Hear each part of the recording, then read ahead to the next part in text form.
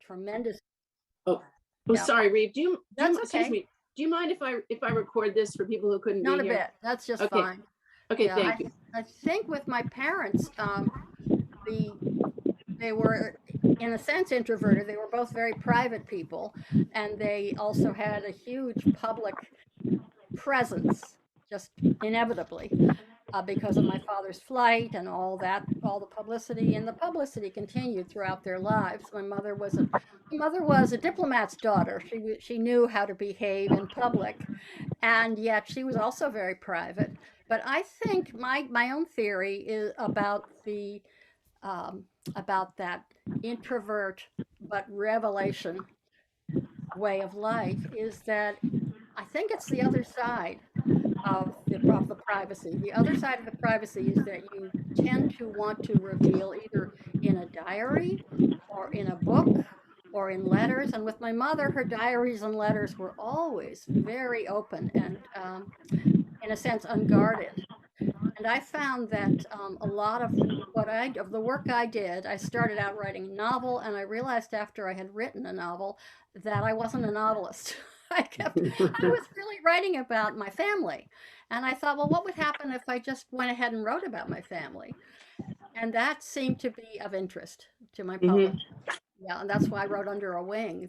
And that was seemed to please them and seemed to please me. And then I went on, and most of what I've written, certainly for adults, is in the realm of memoir, autobiography, and it has been helpful both to me and sometimes Hmm. to other people. The book that I wrote about my mother in the last year of her life was a diary. It was just, I was writing in my diary about what it was like. She had some dementia and she was confused about where she was and needed a great deal of care.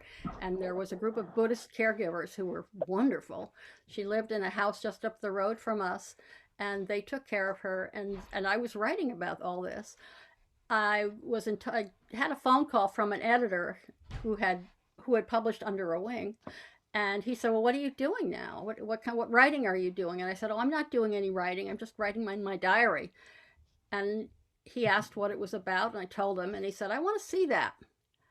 And so I sort of typed it up as best I could and sent it to him. And it was, he said, we're going to publish this. And they did. And it was because I think he thought that the story of a Hmm. family going through, Hmm. that connection with a parent who had memory troubles and just the day to day, very immediate connection with that life, he thought would be Hmm. helpful for people. And it seems to have been. But I didn't Hmm. intend to write this as a book at all. Hmm. That wasn't what Hmm. I had planned to do. Hmm. Interesting. So yeah, but Yeah. that's my theory, and it's maybe just my theory, was that if somebody has a very public life, but they wish to be a private person, there's a constant kind of dance between the Hmm. public person and the privacy. And Hmm. in some ways, if you are a writer, and that's a good way for you to express Hmm. yourself and your life, that Hmm. is a way to resolve Hmm. that tension between very Hmm. public life Hmm. and Yeah. very private life. Well, and just as you said that about that book about your mother's last Mm. 2 years, I think your mother's book, I'd suspect she didn't realize the impact it would have, that it would be number one on the New York Times bestseller list, A Gift from the So, Sea, and yet it resonated. It was an early feminist book, really. yeah, I Did she believe it realize really What? what she was was. doing? Yeah, Did yeah. she What? realize that it would be? No, What? no. She said, what did Oh, she well, say? She once oh, said, "I wrote that book. It was at a very conflicted time in that marriage." And she said, "I wrote the book thinking I was writing my way out of my marriage, and instead I wrote my way back in." Wow, that's interesting. That is Fascinating. interesting. She didn't say that to me. She said it to her sister, Huh. who then said Fascinating. that, who then What an told her. insight. What an Yeah, it insight. was interesting. Self-knowledge. Related question from me. It seems that obviously your family has had more dramatic chapters than any family I know anyway. Some very joyous, like your father's flight, and Hmm. some incredibly difficult, several incredibly True. difficult. Hmm. I wonder if any of you would ever have written had you not had these like crazy, I mean, just very difficult problems that created insights and empathy in you? I mean, is that a silver lining of what you went through? Perhaps I think, I think we were very lucky that some of us were able to write either about what the family had been through, Hmm. or in spite of what the family would. My sister was a wonderful writer of children's books, and uh, uh, she wrote fantasy and time travel books, and they for oh upper elementary kids, I guess. And some of her books are still Anne Lindbergh, Hmm. but not Anne Morrow, but Anne Hmm. Lindbergh. And Hmm. it was just but it was very important to her to do that work, which is totally different from the memoir kind of writing that I do, and the personal essays that my mother did, and the diaries and letters, which were clearly very, very intimate, very real, very true, and Hmm. made a great difference to her. But there is that impulse Hmm. to write, Hmm. impulse to self-expression that Hmm. I don't know where it comes from. And of course, my brothers didn't do it. Other members of the family weren't so interested, but we Hmm. all had that. We had that example of Hmm. both parents writing, and that seeming to have tremendous force in each of their lives. Hmm. Hmm. Last question for me, I promise, is Sure. you talked in an interview that I listened to about the positives of intermittency, which I thought was a very, again, a half full glass way to look at the absences of people in your mother's life, particularly your father, I gather, for a Mm. lot of time. And I think that's a really cool way for all of us to look at life. And I maybe just comment about that, the positives of intermittency. That really came from my mother. She spoke a lot about intermittency. In fact, I think on the last page of Gift from the Sea, she talks about the ebb of the wave, and then the coming back of the wave, and how important that was. And when I read that, I thought, well, you kind of had to do that, didn't you? I mean, she had to either make her peace with intermittency, or it would have been impossible to have to Hmm. live very intently with someone who then Hmm. disappeared for 2 or 3 months at a time, Hmm. which was the way he was. Hmm. And so I think she said solitude, intermittency, and there was a third one or more that I've forgotten, but I should be able to recite this by heart. I love that last page of Gift from the Sea when she talks about the way, what the sea teaches us. But I do think intermittency, not having something all the time. I mean, I would have gone stark raving mad, married to a man like my father, and having to have him there all the time. He was a very intense person, and then he was gone.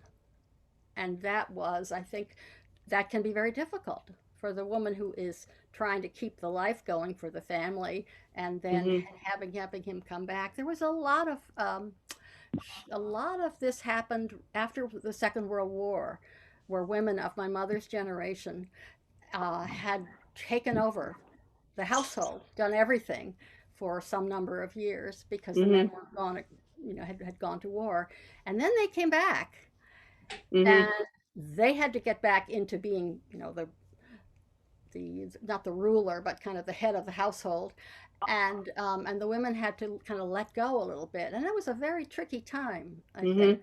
for Hmm. many, many women. And Hmm. that perhaps was some of what she was writing about in Gift from the Sea, that Hmm. Hmm. letting go. Yeah. I mean, it's why she became an icon, honestly. I know she didn't set out to become one, but I No, know no, she's just no, she so, didn't. She so didn't. inspiring She was she to was us too. amazed that it had Yeah. that response. She was quite surprised. Yeah. Um, Funny. That's wonderful. Okay, I'm going to turn it to my book club now. And Betsy Gemmell is first up with the Perfect. B name. Betsy, are you here? She's here, but she's muted, I think. Oh, yeah. Unmute, please, when I'm you speak. unmuted. Can you Here hear you me? go. Yes. Yeah. Hi, Reeve. Hi, Betsy. I really enjoyed Two Lives, Oh, and you read Two Lives? Oh, great. Good. yeah, Yeah. I particularly like the way you interwove, sort of life on the farm, the chickens, the now gone sheep, and all of that with sort of everything else that was going on. And one of the things that struck me is you had a sentence that said, "My job, as has so often been true during my lifetime, was simply to pay attention." And my Oh, yeah. question is, do you still think that's your job? And how would you describe your mother's job? Oh, she had a bunch of jobs. Yeah, I think my job was for a long time to pay attention. I think it is less so now. You know, I'm a grandmother. My kids have Mhm. all grown up and gone, and I don't have the well, since the pandemic for sure. I don't have the traveling for to talk to people and you know whatever it is. It used to be traveling for if I had a book out, I would travel Mhm. and talk to people, or if I were invited to speak, let's say at the Smithsonian, because they would have lecture opportunities every year, and they would and I would get to see the airplanes and I could talk about that and I don't know. I used to do quite a lot of that, and then I would come home and go back to the chickens. you know, so, so that was very much my life. Much less so now. I don't at the moment. I haven't traveled for a while since the pandemic began, but also I'm kind of that's not where I am. I don't really feel I need to represent anybody except myself, but and I don't have that sense as much of two lives. I do have a lot of work to do. I'm the executor for my mother's literary estate, and I Mhm. have some other work to do that's that's connect. So I talk to editors, I talk to um, people at the publishers, and I talk to archivists. I do a lot of talking with archivists, so I'm involved with all of that. But I don't feel the pressure of the travel quite so much, and that's been kind of nice. I've kind of liked that. And speaking of the archives, I was really also struck about your comments about sort of what you called living an archive life. That's right. That's right. Yes, that's right.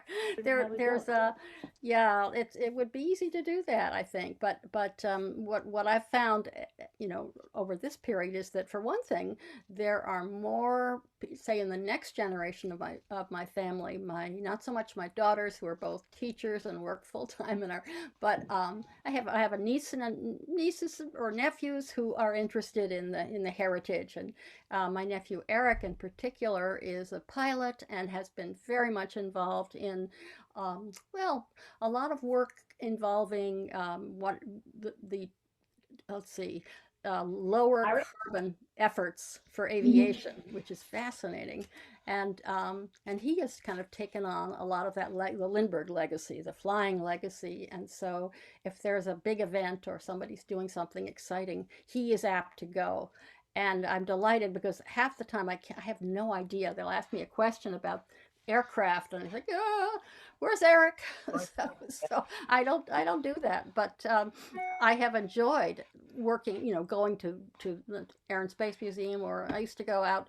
I have been out to Minnesota quite often, the little town where my father grew up in Little Falls, and I love that. It's a lovely place, and they have a small museum for the Minnesota Historical Society, and that's fun because you're interacting with people whose grandparents or great grandparents, if they're still there, they'll remember that their grandfather will told them about my father's family, or Hmm. him growing up or something like that, and Hmm. that's always been a treat, doing that kind of Wonderful. connection. Wonderful. Thank you. Okay, I'm going to move to Gail Harity. Gail, you're here. Gail, I by the way, am Gail was kind of, here. Can Hi, Gail was, Gail. Hi, how are you? Gail will Good, not thanks. tell you, but I will. She was president of our big Philadelphia Art Museum, our Rocky Steps icon. So, Well, I and by the way, can you all mute yourself because some people are not muted and we can hear you. Go ahead, Gail. so let me just say that you've touched on some of this a little bit in just talking about your mother's relationship to her with her sister, and of course your relationship with your sister. I think what had really impressed me and what I've read is, and we talked a little bit before you joined us, is just this consistency and thread of strong, independent women. Oh Whether yes. they were, your mother was the first feminist, or even, your grandmother, Aunt B, or Grandma B. Hmm. So I want to hear a little bit more just about your mother's relationship with her sister, Hmm. your relationship with Anne. I love the description of her since you share birthdays as your Yeah. lopsided Yeah. twin. But Yeah. then it did prompt me to think and want to hear you speak about your own daughters. And has that you know, what is it that you think created this strong, smart, independent women through many generations? And do you see it continuing in your own daughters, or have you tried to support that? I do think it could that there is something that continues through the generations in our family, and there certainly have been a whole bunch of very independent women coming down on both sides. My father's mother was a teacher. My mother's mother, grandmother, there were a lot of women who were involved in education. And there was a saying somebody said about that whole family, the Morrows. He said, well, they're a very nice family, but they're nuts on education. And that was, in my opinion, a compliment, because everybody, they very definitely were interested in both in learning and in teaching. And I'm thinking that there were very close ties between the sisters in my mother's family, and it must have been a little tough on their brother, although he was a sweetheart. I liked him a lot, Uncle Dwight. But those girls, my mother and both sisters, her oldest sister Elizabeth, who went to Smith, and she was actually a Montessori teacher, was very interested in Montessori, and established a little school near my grandmother's home in New Jersey. And she died quite young. She was 34, I think, 34, 35, was pneumonia. Um, and then my mother, who had let's see, she had wanted to go to Vassar, but she couldn't. She thought she just couldn't. She had to go to Smith because her sister and her mother did, and they would be so upset. So she went to Smith, and actually she had a pretty good time. She did well. And her younger sister, quite a bit younger than the other two, Constance, who also went to Smith and was quite a brilliant scholar and did a lot of family history work. And she had three daughters who are close. We have lots of sisters and cousins, and when we try to show people the family tree, we have to draw it but there are all these women that are All not, these fabulous women. well, we're tough, tough, stubborn, enduring. None of us are very big, I'm 5'3", and I'm probably one of the taller. My sister was a little taller, but we're not big. But there's a lot of punch in all these little women. Right? So, um, and I do think there is a sense that women can achieve and should be allowed to, and need not so much need push, but need space and time and acceptance. And it was a different world for them growing up. They were called blue stockings among the few. Not a lot, whole bunch of women went to college in the years when my mother and her sisters did, and it was very much a privilege. But now it's. I mean, I a little bit worry about the women in my daughter's generation, because they work so hard. They're full-time workers and mothers and educators and often lawyers. And whoa, I know a number of young women who have stopped just for a little while, taken a year off especially lawyers. For some reason, it's been very, you're working all the time, whether you're at work or at home or wherever you are. It's a tough row to hoe. And the kind of sabbatical from the intensity of the work that when these young women have, of course, demanded and succeeded, and more than succeeded, have wonderful Yep. things. It's terrific. Yep. But I felt I have felt this is tough. It's another way to immerse yourself in hard work. Yeah. Well, Yeah. A great answer. We're going to move off to Hazel Hanaway. Hi, Reeve. Hi, Thank you Hazel. for doing this for us.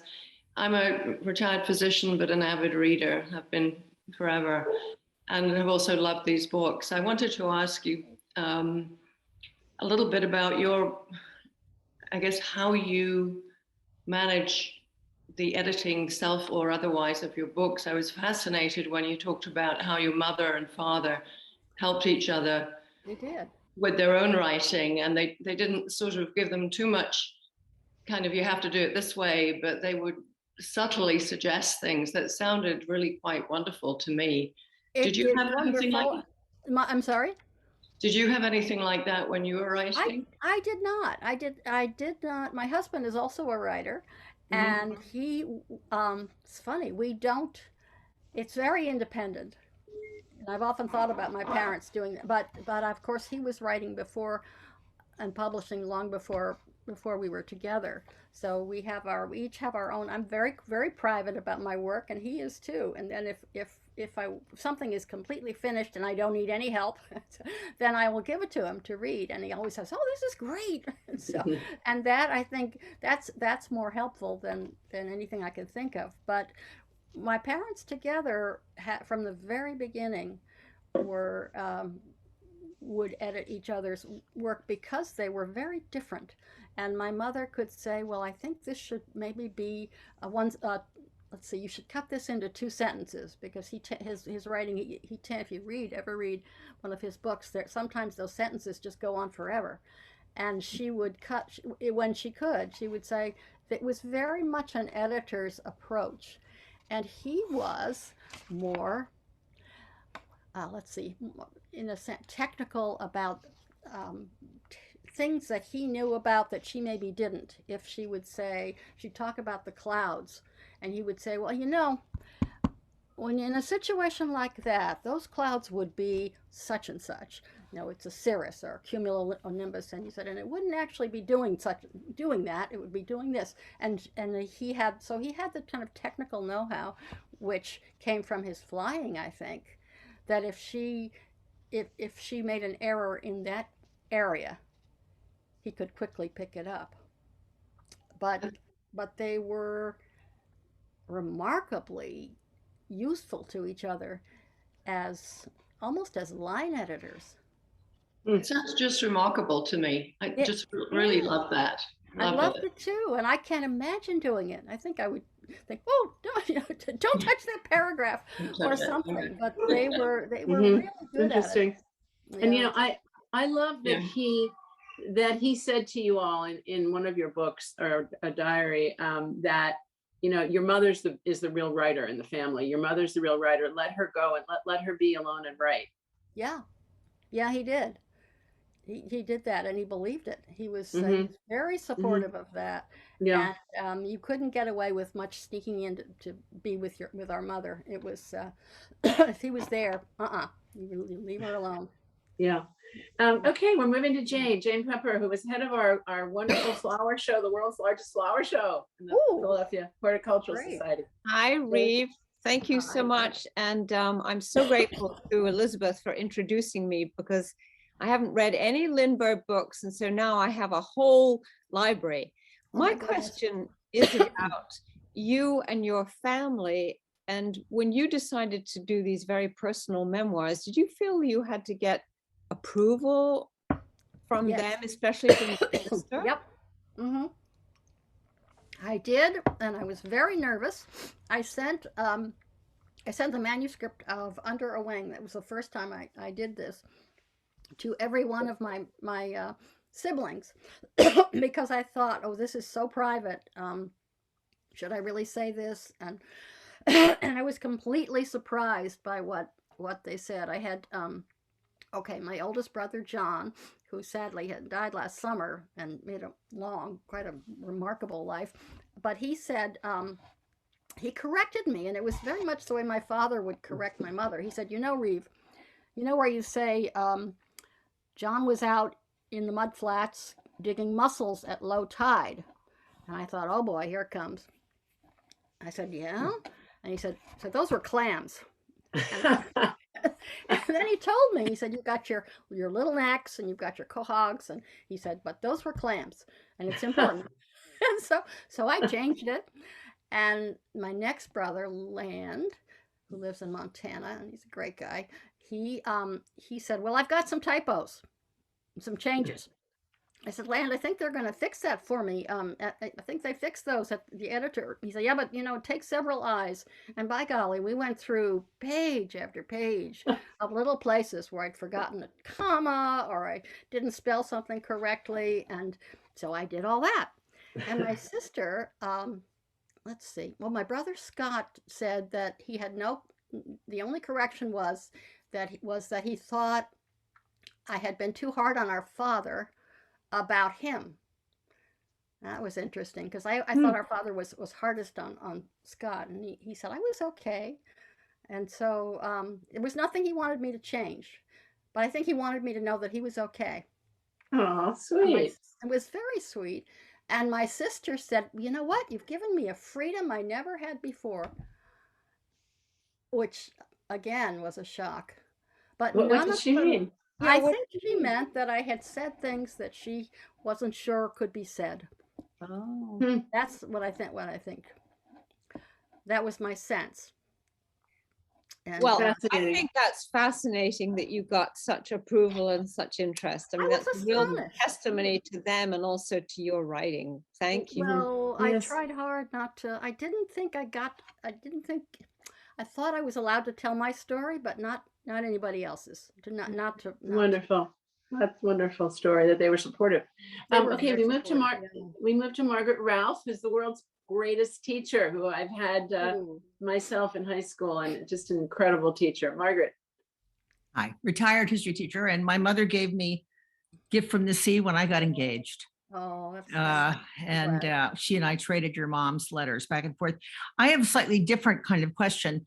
Sure. I've always wondered for a writer, when you want to read a book on your own, can you turn off the writer's voice, or are you thinking, I wouldn't have done it quite that way, or I would have said it this way? And then second, when you want to just sink into a book and savor it, do you have some favorites that you will read and then reread?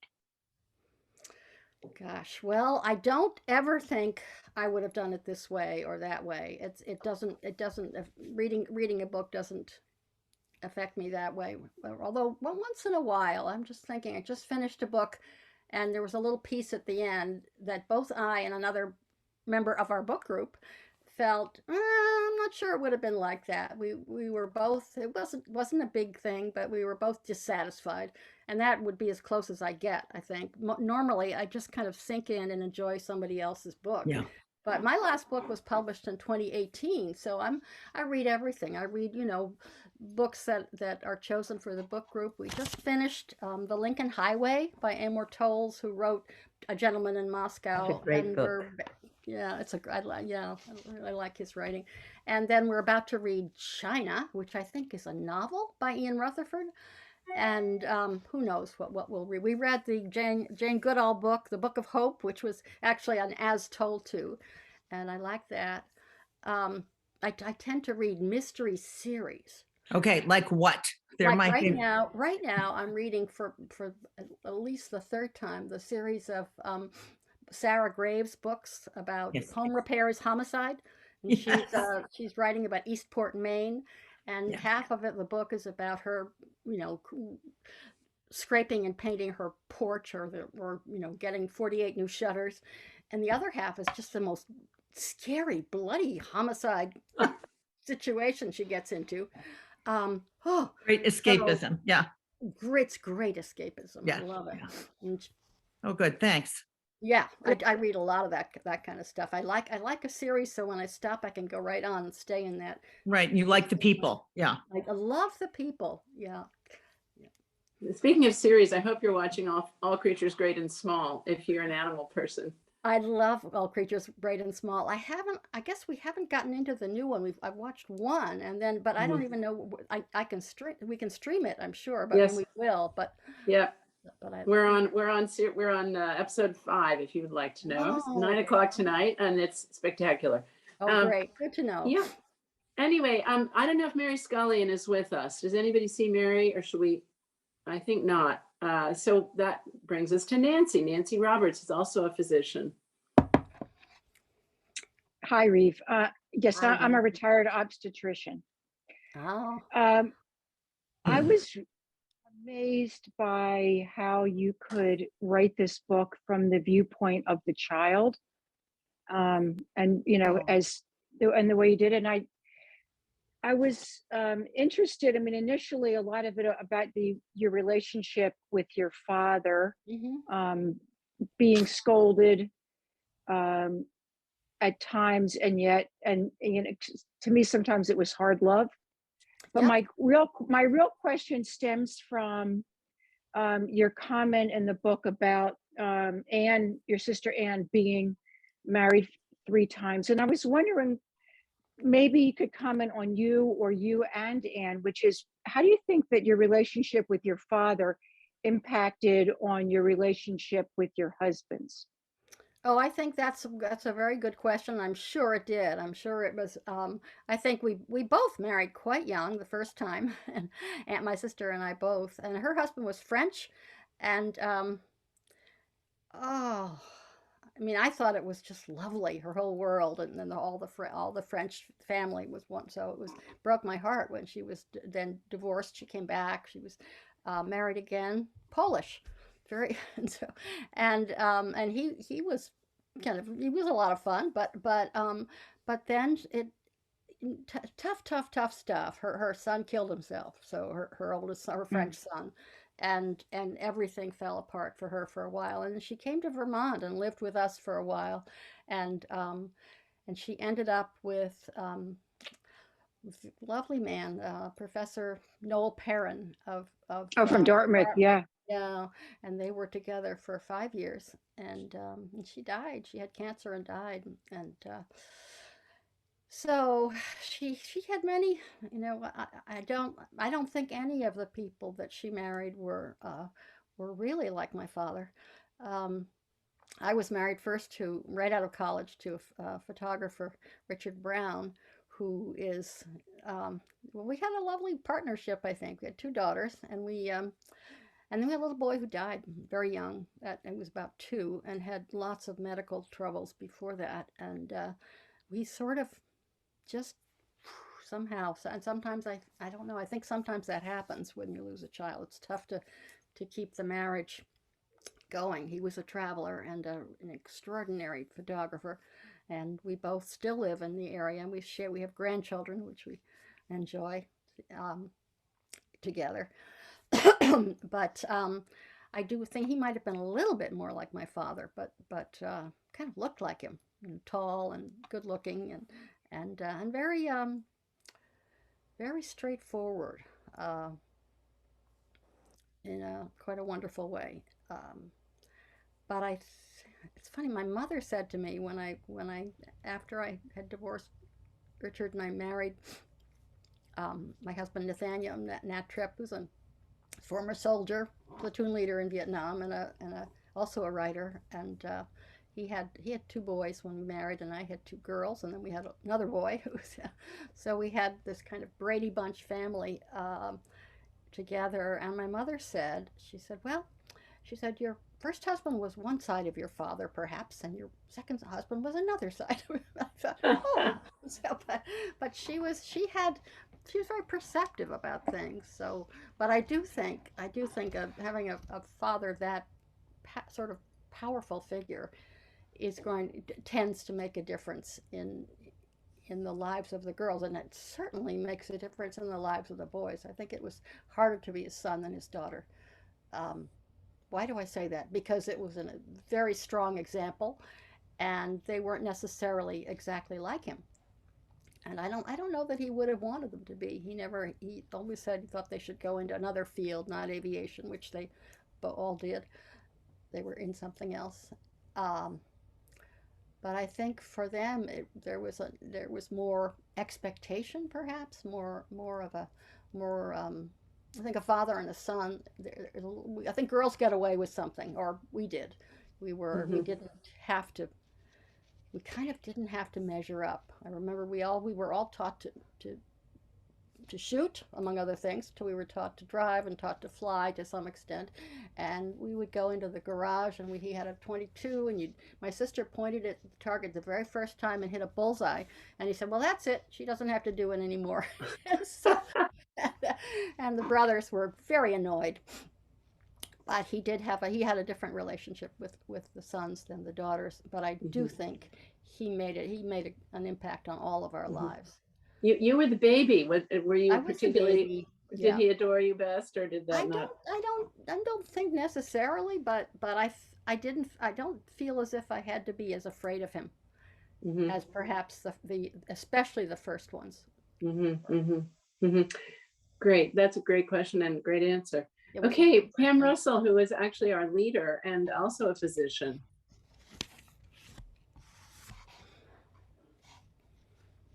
Pam, are you here? I don't know. She I was am here. here. I forgot the mute part. Sorry. Oh, So, it's so yeah, annoying hi. that little mute thing. Hi. Yeah, I forgot about that. And thank you and Elizabeth for this. And I'm not a leader. I'm the scribe is what I am. But Right. anyway, Elizabeth is the founder. But I wanted to, I've enjoyed really all your books, and I especially loved the Forward from Home, because Oh, having my 70th birthday, I'm like, okay. But the part about the prizes you should give the mothers, I have started a list. I have started a list of the prizes that I deserve. But anyway, and as a grandmother. But the question I was curious about is in the book, Under a Wing. When I was reading that, obviously you had great adventures, wonderful places to visit, great family. But I kept wondering, how is this being supported, and where did you think your dad was going? In other words, was it work or I what? had no idea. I Think? don't think any of us knew where he was, and now I found out. Right? So, Well, no, I know that, but I was like, my dad did that. He went to work every day, but I knew where he worked and what he was doing, and he was definitely the head of the family right after the war, etc. oh I'm yeah, just all that. curious. Yeah. You didn't mention that because I guess it wasn't a part of what you guys It were wasn't thinking what about. our lives were. We didn't. I mean, I had friends whose dads would go into New York every day and come back out again at a certain time, and it was very constructed. You knew what that was like. And my father was just gone when he was not at home. He'd be gone, and he would say, "Well, I've got an appointment in Germany, and I have to be in Istanbul." And you think, "Whoa." And it all seemed to have to do with Pan American Airways because he was a consultant for them, and that was my idea of what my father did. That he worked for Pan Am, and they would send him out to in the beginning. He helped to establish air routes for the early airlines, for TWA and Pan Am, and he flew with my mother.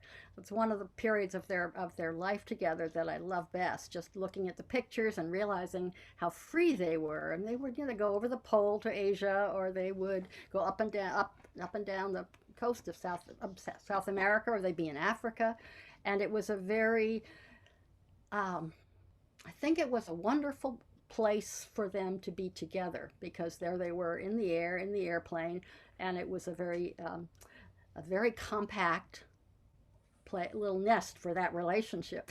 So, um, and I'm not sure that happened again. Although toward the end of my father's life, he was very deeply interested in wildlife preservation and conservation, and he would go, and my mother would often go with him all over the world. They would go, especially to East Africa, where they were just beginning to establish game parks and preserved areas.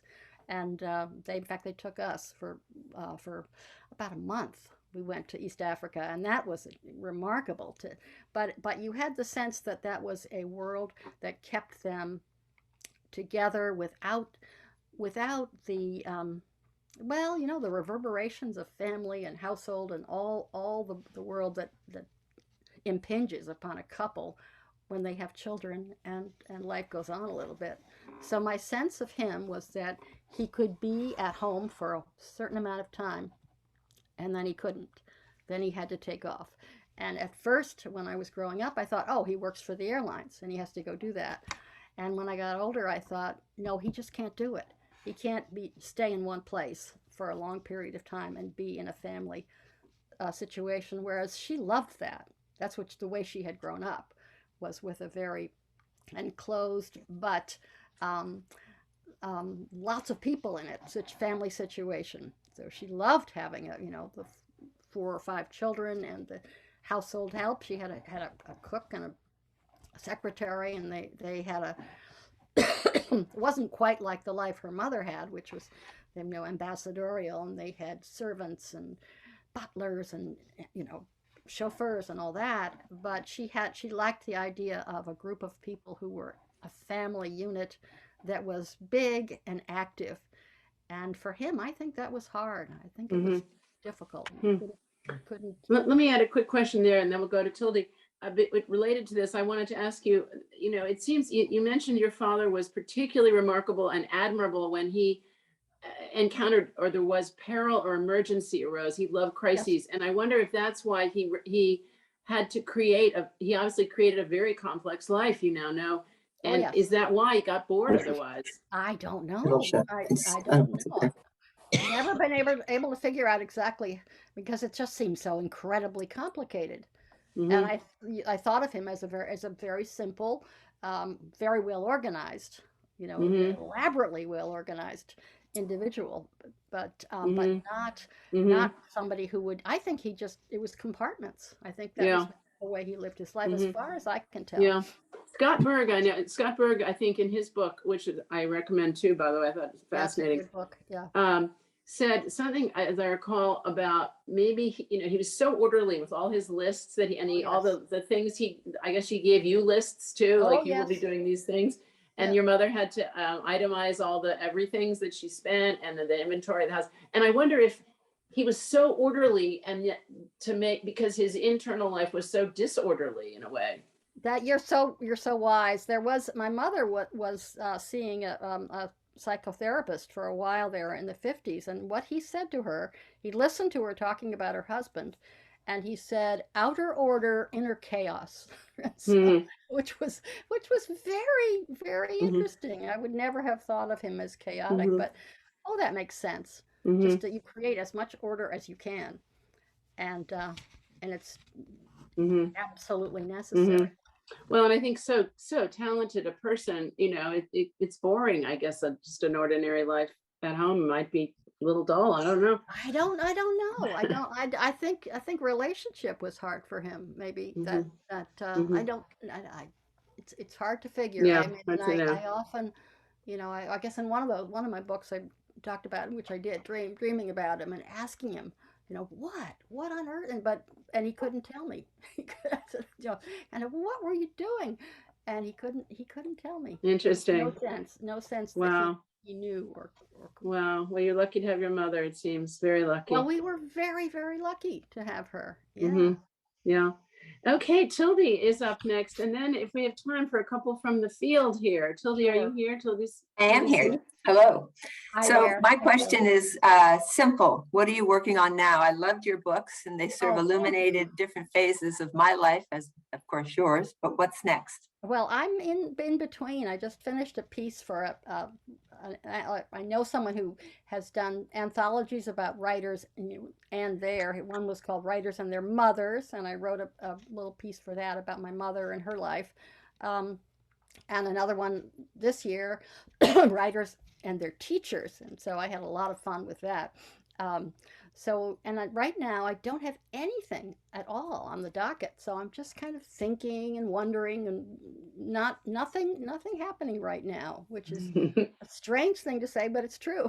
So, well, you have 28 under your belt. So I think I'm good. So. Yeah, I think you're great. Okay, that's a good question, Tilde. Okay, so who from the field would like to ask one? If you raise your hand, either in the icon or literally raise your hand, I'm happy to have one from the field. Rania, do you want to ask one? This is a student from Fells, now a graduate of Penn. Great. Yes. I just joined the book club, so I just read Gift from the Sea. And nice. there was one sentence that really struck me as a surprise. I went back and checked the double date of the publication and read her ending 20 years later.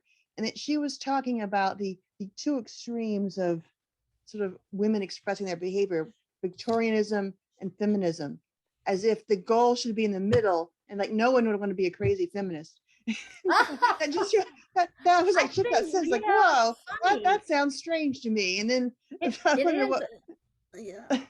Yeah, I think she did not feel she could claim it. And at the time she was writing what, in the mid 50s or early to mid 50s. I think feminism was just beginning to bubble. And so she wrote as she had, well, she sort of wrote as she had been educated. She could almost get to feminism, but not quite say the word or use the language. And I think she wanted to say, well, I'm going, not like my mother's generation, but I can't go that far. And I don't know who she was thinking of. I don't know who the crazy feminist was. But years later, when I think she did an introduction for that book. I did an introduction for the recent edition of that book, but she did sorry. She, in the introduction, she talked about various writers, feminist writers whom she admired, and she mentioned them by name. And that was, I think she was kind of at that time, at the time of, I think it was the 20th anniversary maybe of the publication of Gift from the Sea, so that would have been 1980 or so. She said women have gone much farther than I did, but she could not have said something like that when she wrote it in 1953 or 4. That was just after the Second World War, and I don't think she was. I must have been 6 years old. Yeah, and she wasn't ready. But it is true. She didn't use the language of feminist writers at all, and I don't think she might have, if she'd had some time. She might have done that, but she certainly did respect the feminist writers as they came along. She certainly felt they had taken the necessary steps. Yeah, no, I think you're right. I think she was not even dipping a toe in. Yeah. But she was saying some pre-feminist things. Oh, yeah. And I don't think she even knew she was saying them. Yeah. No, she hit a chord. Boy, she trailblazed. I'm going to sneak a question in here. Did you ever, switching gears completely, That's your fine. father's trip across the ocean was like mind blowing. I've read his book. I've read the Lindbergh book, about the Berg book. It's just mind blowing. I mean, and I gather you all learned about it when you went to school. Somebody would say, "Oh, isn't your father who did X?" Did he ever look back and say, "Holy cow, how did I do that?" Like, it was astounding, the 5 sandwiches, and like he couldn't see out of the windshield because of the gas tanks. I mean, not to my knowledge. I think he was very carefully planned it. He did it, and it was done. And if you asked him about it, as you must know, he would say, "Read my book," because he'd written not 1 but 2 books about that flight, and he kind of was done at that time. I mean, he would talk to groups of aviators about if they had questions, specific questions about how he designed the airplane when he was out there in California, or he didn't. If you asked him a question about what, the kids always ask, how did he go to the bathroom, and a few little things like that. But I don't remember my asking him that. But he would answer serious questions, but he didn't want to go all through it again. He figured he had 2 books, and he was finished with that part of his life, and he was always in some other place. When I knew him, he was very much involved in wildlife preservation. He came to that as I was growing up, and that was what he wanted to talk about. But I don't believe that he ever said, "Oh my God." I mean, maybe he did in the privacy of his own mind, but not to us, and not so to not an arrogant sort. I'm pretty cool. I don't think so. I don't think that wasn't his. I mean, he wanted to do something and prove something, and he wanted the money so he could buy an airplane. Yeah, that's cool. All right. Let's see if anybody else from the field has a question. Otherwise, I think some of our folks do. I see any hands? Anybody see a hand? Phyllis has a hand up. Oh, Phyllis, wonderful. Go for it. Phyllis, a dear friend, also a physician and a professor at Georgetown. Terrific. Hi, Reeve. I really enjoyed your comments, and really by training, I'm a child psychologist, so I'm particularly struck by the amount of loss in your family. Oh, yes. And particularly, I know you and your mother both lost a child of almost a similar age. This is true. And I wonder if that created a special bond between you and if that influenced some of your writing. And I think especially your perhaps. children's book.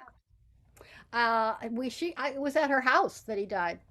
I was at her house with my little boy, very young, just two, and he died in the night. Just it was kind of like a sudden infant death.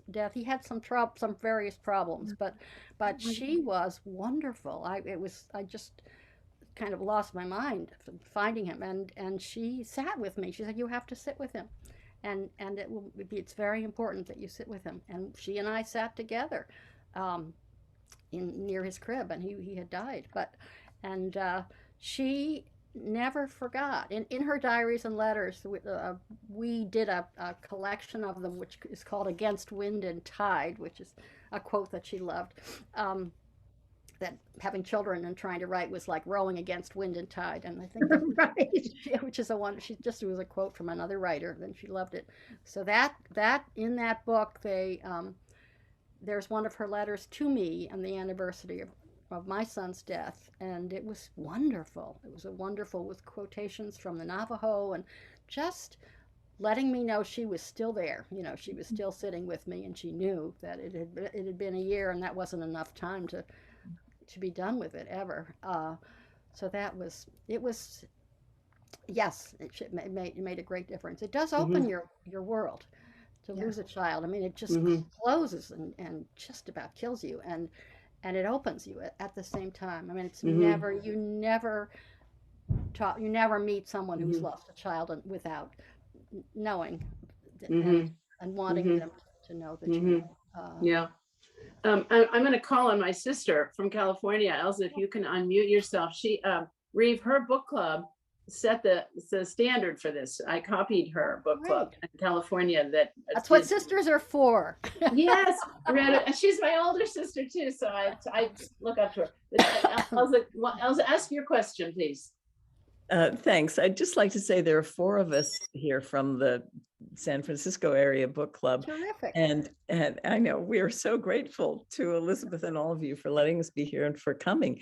But one of the questions you just responded to was our big debate. And the debate was halfway through, some people said, oh, but she was so almost even anti-feminist. She was so supportive despite all the stuff going on and so we are so grateful to hear your sense of, yes, she was getting there. And I think at the end of our discussion, all of us had gotten there, but there was a real divide until then. Of course. Yeah. Because she was such a, and she used to laugh at the way she said, she thought how she said she began as a page to his knight.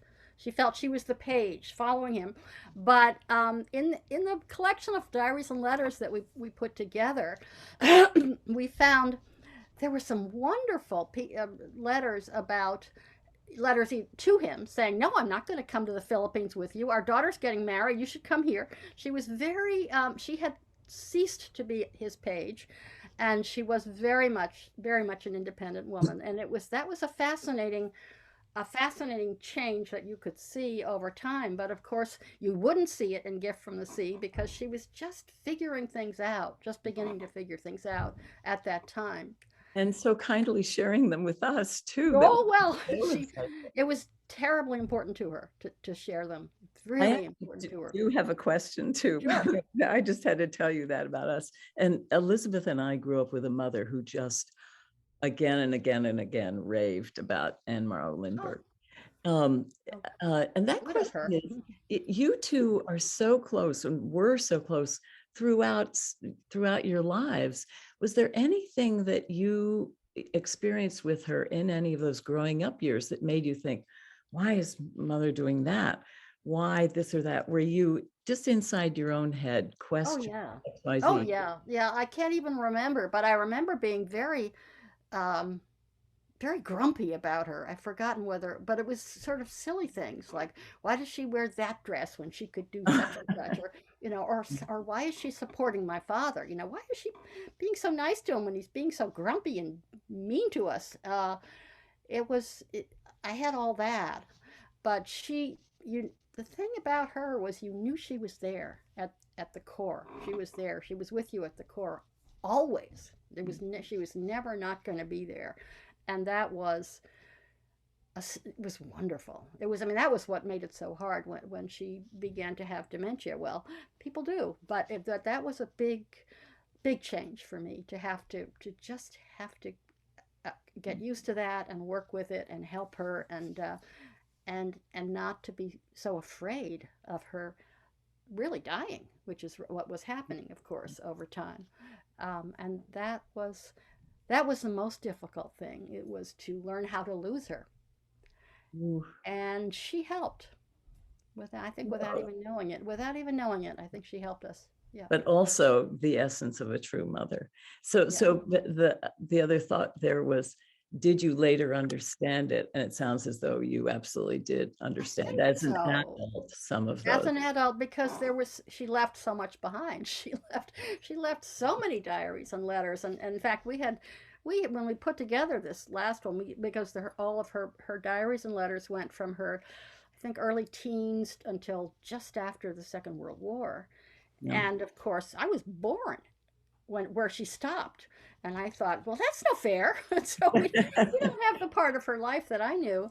And then my brother and my niece and a good friend of ours who's a wonderful project person, we all got together and looked through the material that she had left of her diaries, and we found there's an incredible amount still left, but we had 1,000 pages, and we showed it to her editor, who said, well, could you get it down to 350? And we thought, no, but of course we did. And she just had a huge amount of her material was writing about how she couldn't write, and sure she wasn't writing, or kind of lambasting herself for not getting enough work done. And that was her habitual, and that was the way she was with herself. And I know the feeling a bit that, when you're not writing, you think, oh, but she was always writing. She was writing all the time, either in letters or in her diaries, or on something that she was really working on. And but of course, your writing does reflect your life. So if you're apt to be, if you're apt to be tough on yourself, it's going to come in also in your writing. Okay, I've got Joseph McCarthy. Was your mother financially independent? Yes, she was. She was, and she was from her parents. They were very wealthy, and her father was one of the first J.P. Morgan partners, and worked with and for Morgan, and then he became he went to college with. He was a roommate of it's not who am I thinking of? The president at that time, who thought he would be a good ambassador, and named him ambassador to Mexico. But they were also, and my father, through his flying and the work that he did afterwards, was also independently wealthy. So they had a kind of, her financial independence, I think, was important, more than she even, no, she probably knew, but she would have been able to walk out if she had known. She was not, like many women, she was not financially dependent on her husband. Well, she sure as hell was admirable. I want to be respectful of your time, and we've had you for over an hour, so I don't know if there are any parting questions or comments from you, but God, we admire you. Really, to have carved out such an effective, accomplished space within a family, which, you had two of the most famous parents in the world, literally. Was that, I mean, how challenging was? I don't know that we knew it. I guess I think for the boys in the beginning, there was a kind of, the shadow of the kidnapping was over the early ones, and I don't think they. Well, they would have to tell me, but I feel as if that wasn't the primary conscious obstacle for them. I think they wanted to get out into the world, but I don't get the sense that they knew, and there probably must have been. It must have been, especially I would think for John. But by the time I came along, it was back in the past. You know, that the flight and all of that, even the kidnapping was just. I remember learning about it and being completely sort of terrified, but in the way that you might be terrified about war.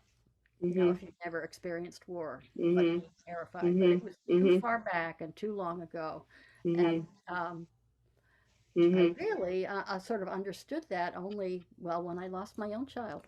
I kind of understood and thought how horrible if she had, if she wasn't able to, she couldn't be with her child.